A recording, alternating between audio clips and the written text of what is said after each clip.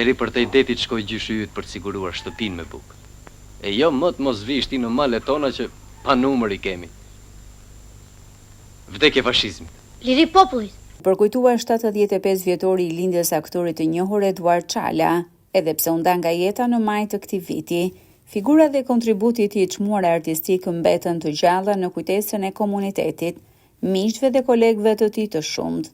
Bashkëshortja dhe bashkëkudhëtarja në jetën dhe karrierën artistike të Eduardit, zonja Lana Çala, falenderoi të pranishmit për pjesëmarrjen duke nënvizuar se Eduardi ka lënë një trashëgimi të pashlyeshme për qytetin dhe kulturën shqiptare. Sa kaq kolegu i tij Kristaq Topuzzi theksoi se Eduardi ka qenë gjithmonë një mik i vërtet dhe një artist i pasionuar.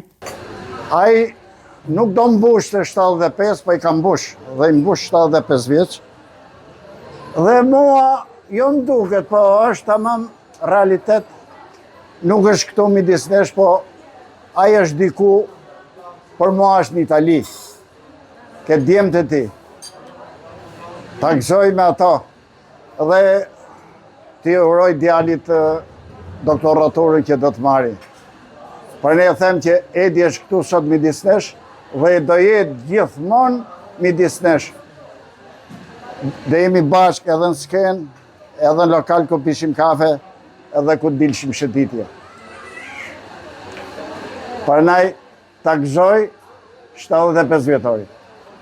Ndërsa dirigenti Blerim Narazani shpalosi edhe një dimension tjetër të karrierës së tij, atë të konferencierit dhe regjisorit të aktiviteteve artistike.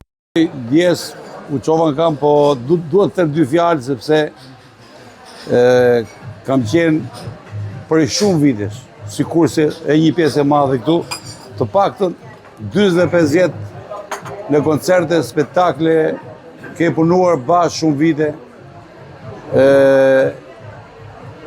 Edi ka një arshiv të jashtëzakonshëm, sepse jo vetëm në karrierën e tij skenike si aktor, regjisor, por ai ka moderuar me qindra spektakle, premiera të ansamblit, koncerte simfonike, të para 2 viteve të bandave muzikore, brenda dhe jashtë vendit.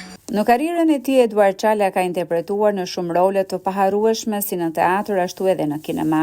Pjesëmarrës në shfaqje të mëdha dhe projekte artistike, ai ka lënë një ndikim të thellë në jetën kulturore shqiptare, duke u vlerësuar për profesionalizmin dhe pasionin e tij